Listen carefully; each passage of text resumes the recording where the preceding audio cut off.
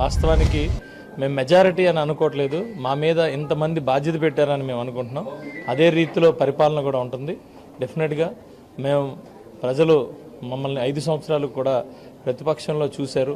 మా బాధ్యత మేము ఎంతైతే బాధ్యతగా ఉన్నామో అంత కూడా చూశారు. కాబట్టి ఆ బాధ్యత మేము నిర్వర్తించిన ప్రతి సమస్య మీద మా పోరాటాలు, ప్రతి ఒక్క సమస్య మీద మేము మా గొంతు ఎత్తున మేము చేసిన ప్రతి ఒక్క పోరాటం మీద ఈరోజు మాకు ఇంత భారీ మెజారిటీతో ఆశీర్వదించారు. డెఫినెట్గా మేము మరింత బాధ్యతగా ప్రజలకి కావాల్సిన ప్రతి ఒక్క అంశం మీద కూడా మేము పనిచేసి వాళ్ళని మన్ననలు పొందుతామని, ఏదైతే ఈ 5 సంవత్సరాల్లో పరిపాలన వల్ల ఇబ్బందులు పడ్డారో అవన్నీ కూడా చక్కదిద్దుతామని ఈరోజు మేము తెలియజేస్తాం.